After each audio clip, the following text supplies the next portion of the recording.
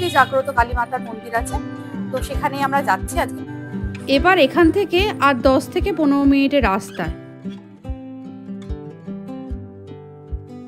এই যে সেই ঐতিহাসিক 300 বছরেরও পুরনো অশ্বত্থ গাছটা, এর পরপর যে পুকুরগুলো আছে এটা মিলিয়ে ছিল একটা সুটি নদী। এখন পুরোহিত মশাই পুজো দিচ্ছেন।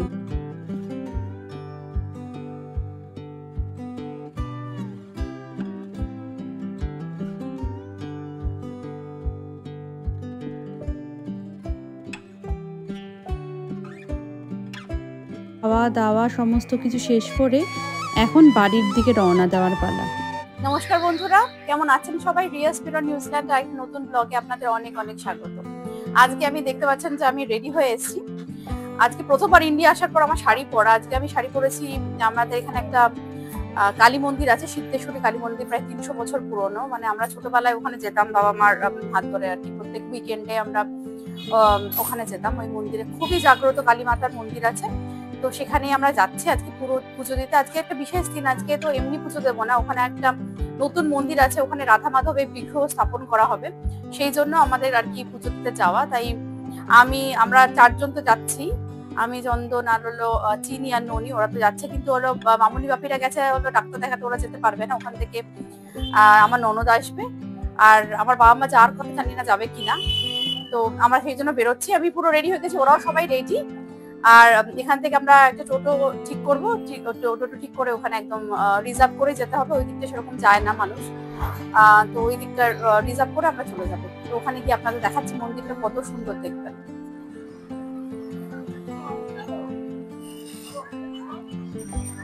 আমাদের বাড়ির সামনে থেকেই টোটো পেয়ে গেলাম।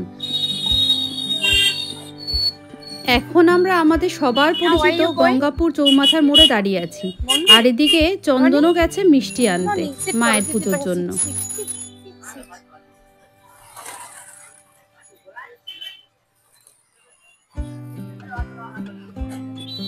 এবার শুধু মিষ্টি নিলেই তো হলো না, ফুলটাও জোগাড় করতে হবে। সবকিছুই একদম হাতের কাছে। এদিকে মিষ্টি আর ওদিক থেকে ফুল নিয়ে আসছি।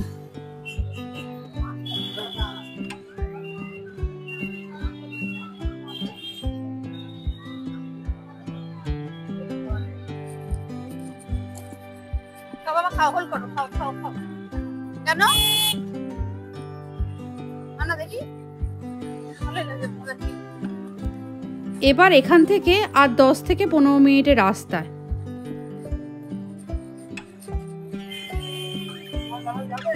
না যাবো না।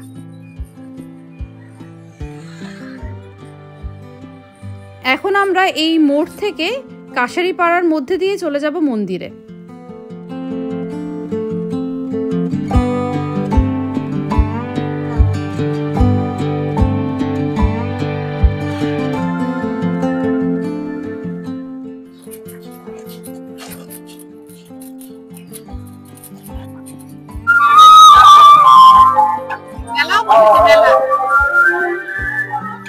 মাত্র 40 টাকা দিয়েই বাড়ি থেকে চলে আসলাম মন্দিরে।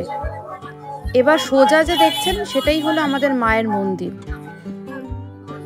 আবার ঢুকেও দেখছি ছোট্ট একটা মেলা বসেছে।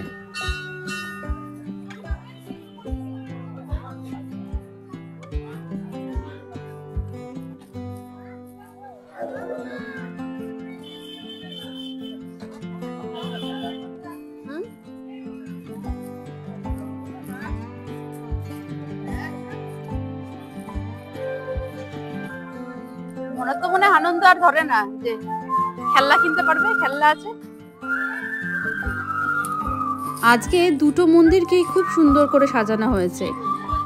এই যে মায়ের মন্দির দেখছেন, তার বাঁ দিকেই রাধা মাধবের মন্দিরের প্রতিষ্ঠা আজকে হবে, আর তার সামনেই চলছে বড় একটা যজ্ঞ, আর ওখানেই মানুষের ভিড়।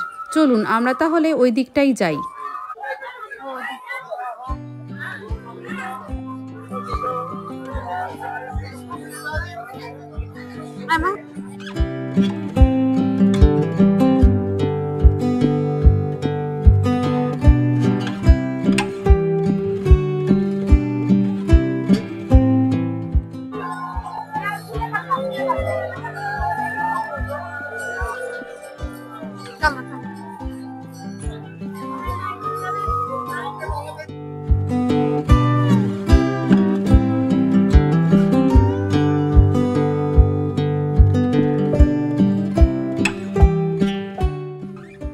আবার এই দিকটাও প্যান্ডেল মতো করে মায়ের ভোগের ব্যবস্থাও মনে হয় করা হয়েছে।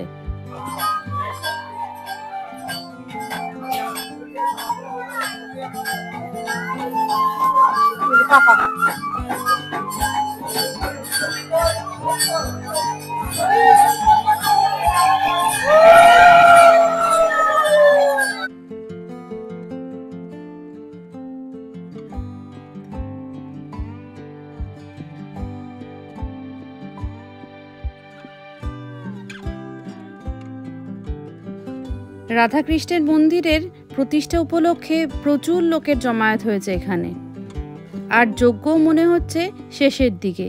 সেই সুযোগে চলুন আপনাদের মন্দিরের সামনের দিকটাও একটু ঘুরিয়ে নিয়ে আসি।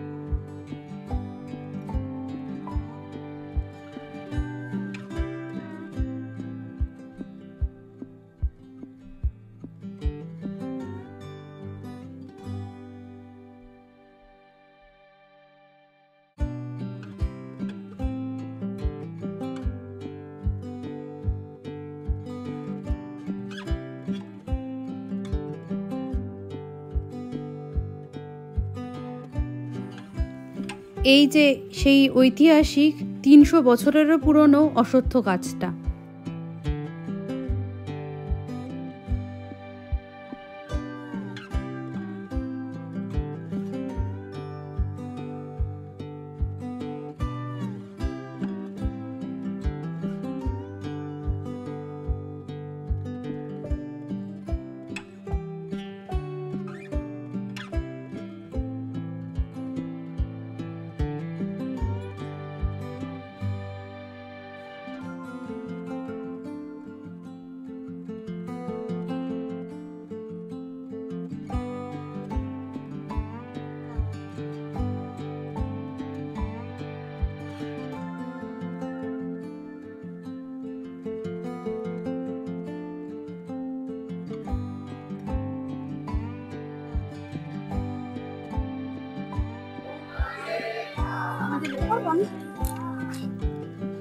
এখন মন্দিরে মেন দরজাটা বন্ধ আছে।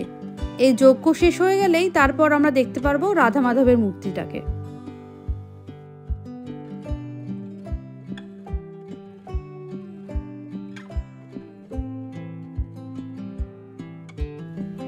চলুন এবার মন্দিরের পেছনের দিকটা একটু ঘুরে আসি।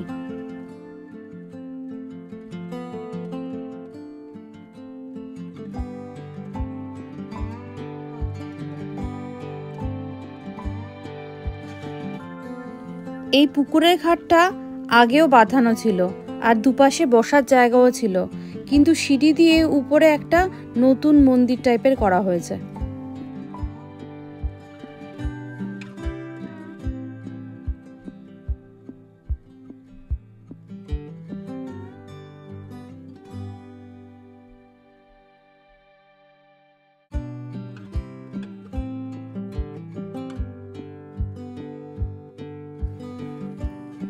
এই যে এই পুকুরটা দেখতে পাচ্ছেন, এটা কিন্তু বহু বছর আগে এটা একটা পুকুর ছিল না।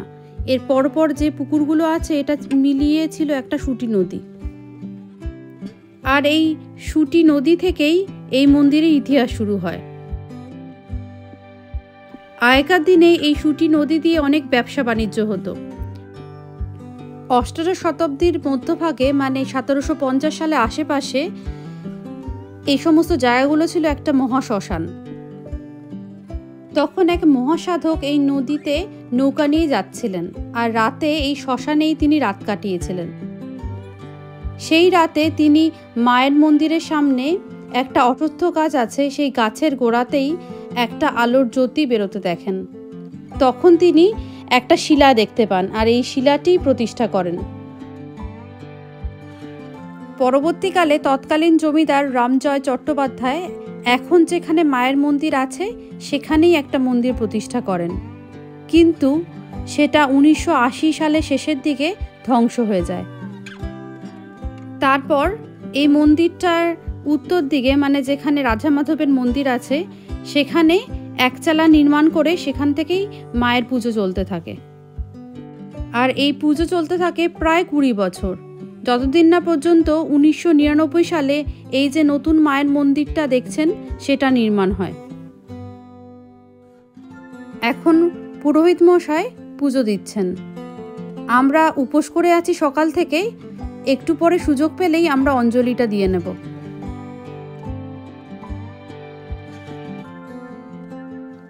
এখন এই মন্দিরে 3 জন পুরোহিত মায়ের সেবা যত্ন করেন, সকালে, দুপুরে আর রাত্রে।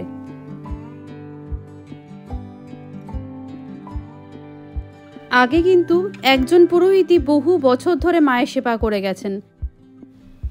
উনি হলেন আমাদের খুবই পরিচিত কৃষ্ণপদ ভট্টাচার্য। আর এনারই ছবি দেখছেন এখানে রাখা রয়েছে, খুবই ভালো লাগলো দেখে। আর উনি ছিলেন আমারই প্রতিবেশী। অনেক ছোটবেলা থেকেই আমি দেখতাম যে উনি রোদ, বৃষ্টি, ঝড় সমস্ত কিছুকে উপেক্ষা করে রোজ মায়ের পুজো দিতে যেতেন। আর উনি মানুষটাও কিন্তু খুবই রসিক ছিলেন। আমার আজও মনে পড়ে, উনি যখন পুজো দিয়ে দুপুরবেলা বাড়িতে ফিরতেন, তখন আমার সাথে দেখা হলেই খুব মজা করে আমাকে বলতেন, কি গো দিদি ভাই, বিয়ে হবে তো? মানে আমার সাথে ওনার বিয়ে কবে হচ্ছে? বেশ মজার মানুষ ছিলেন।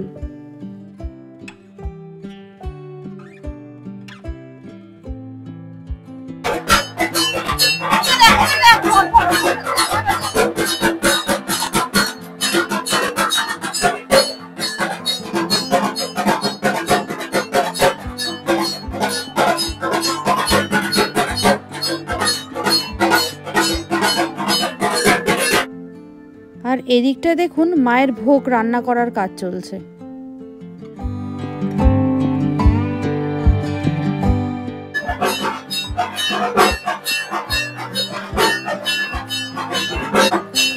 আমরা ছোটবেলায় এখানে আসতামই, মানে একদম থাকতে আমরা মা সাথে বাবার সাথে আসতাম, বিকেলে আসতাম। আমার মনে হয় শুক্রবার শনিবার যখন আমার মা আসতো, তো অবস্থা থাকলে আমার মা আমাকে নিয়ে আসতো সকালবেলায়। আমার স্কুলে ছুটি থাকতো, আমার মার মন্দিরে আসতাম। আর এই মন্দিরের সাথে অনেক ভাগ্য করে মায়ের মন্দির, এই মন্দিরের সাথে অনেক মানুষের তার পার্শ্ববর্তী এলাকায় যারা থাকে তারা অনেক স্মৃতি জড়িয়ে আছে। তাছাড়াও বাইরে থেকে বহু মানুষ এখানে পুজোতে আসেন। তো খুবই ঐতিহাসিক একটা মন্দির, 300 বছরের পুরোনো, মানে বুঝতেই পারছেন এখানকার যারা জমিদার ছিল তৎকালীন জমিদাররা এই মন্দির প্রতিষ্ঠা করেছিল। এই মন্দির যখন এত বড় মন্দির হয়নি, আমি যখন আসতাম ছোটবেলায়, মানে প্রায় 30 বছর আগে, তখন একটা ছোট্ট একটা একতলা মন্দিরে মায়ের পুজো, সেখানেই একটা একতলা মন্দিরে মায়ের পুজো হতো। আর হলো তারপরে এই মন্দিরটা যেখানে এখন মায়ের পুজো হয়, সেই মন্দিরটা প্রতিষ্ঠা হলো তখন আমরা 7-8 করি। তারপর আর এখন আর 1-2 বছর আগে আর কি এই মন্দিরটা আরেকজন নির্মাণ করে দিয়েছে। তারপরে আজকে সেই মন্দির রাধামাধবের প্রতিষ্ঠা হলো। তাছাড়া আমরা শীতলা মন্দিরের পুজো যখন হলো এপ্রিল মে মাসে শীতলা মায়ের পুজো হতো, 5টা মন্দির করা আছে, শীতলা মায়ের মন্দির করা আছে। আগে আমরা যখন আসতাম তখন একতলা মন্দির ছিল, এখন অনেক বড় হয়ে গেছে মন্দিরের, আর এই খ্যাতি অনেক ছড়িয়ে পড়েছে। তাই বহু মানুষরা আসেন বাইরে থেকে, যারা আসেন বহু মানুষ।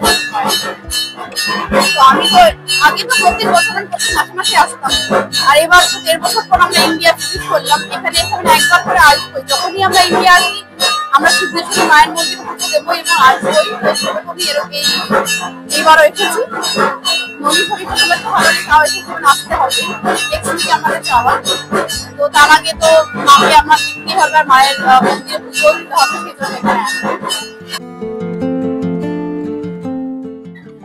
দক্ষিণা দিয়ে দিও, দক্ষিণা।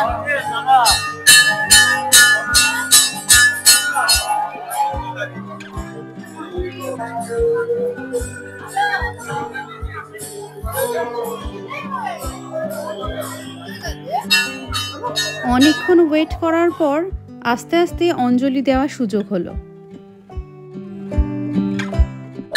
যেই আমরা অঞ্জলি দিতে বসেছি সেই দেখি মা এসে হাজির।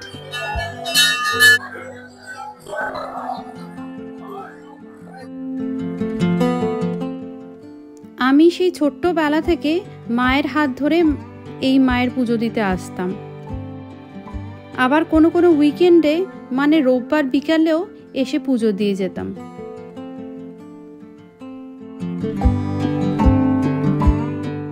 আগে যখন এই মন্দির হয়নি তখন ওই একচালা মন্দিরের সময় থেকে আমরা ওই মন্দিরে পুজো দিয়ে আসছি।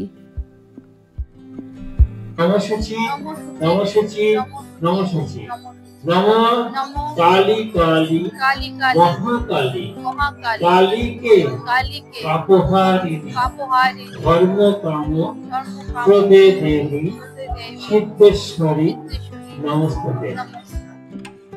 আর আজকের রাধা মাধবের মন্দিরের প্রতিষ্ঠার এই ঐতিহাসিক মুহূর্তের সাক্ষীও হয়ে থাকলাম আমরা।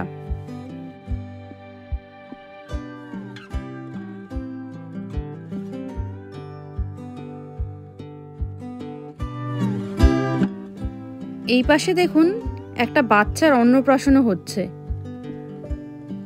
আর এখন বাপিও চলে এসেছে।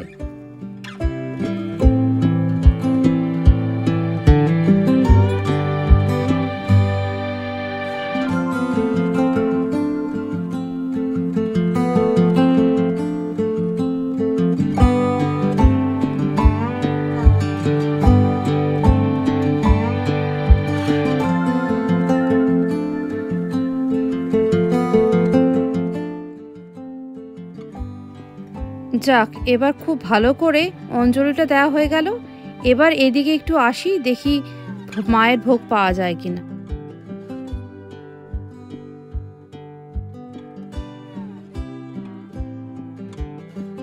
আমরা এসে দেখছি যে ভোগ খাওয়া চলছে, তো আমরা তাই জন্য বসে আছি আর কি। ঠাকুরের ভোগ খাওয়া একটা ভাগ্যের ব্যাপার। তো দেখছি যে ভোগ দিচ্ছে, তাই আমি ভাবলাম যে খেয়েই যাই। আর ভোগ পাওয়া একটা ভাগ্যের ব্যাপার। তো এখানে আমার মা রিচা আর বাপিও বসেছে, আমি ভোগ খেতে বসেছি। তারপর চন্দন হলো ননিকে নিয়ে আছে, ও ঘুমিয়ে পড়েছে। ধরে রাখার জন্য মনে হয় ওর খাওয়া হবে না, মনে হয় বাড়িতে গিয়েই খাবে। তো আমরা খেয়ে যাচ্ছি।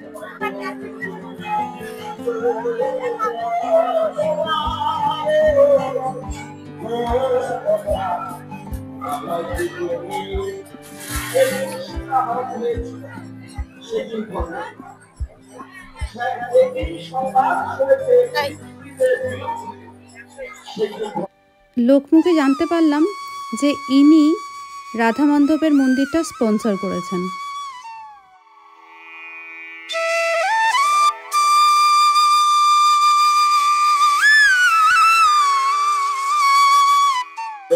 একটা বড় ব্যাপার, একটা মন্দিরের দরকার ছিল। আমরা যখন এখানে একচালায় পুজো হতো তখন থেকে আমরা ছোটবেলা থেকে আসি।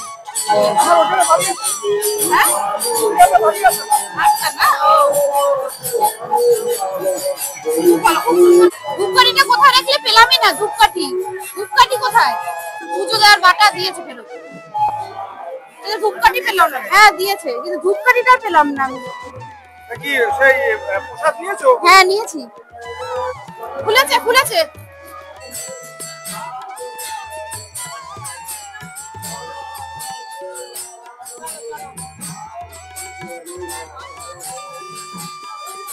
মন্দির খোলার পর হই হই করতে করতে সবার সাথে আমরাও দেখলাম রাধা মাধবের মূর্তি।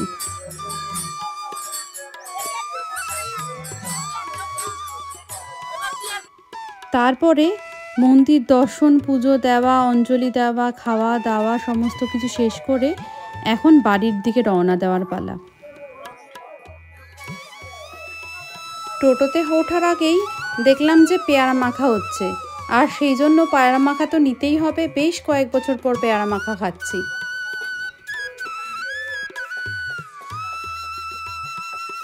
তাহলে বন্ধুরা, আমার আজকের ব্লগটা আমি এখানেই শেষ করছি।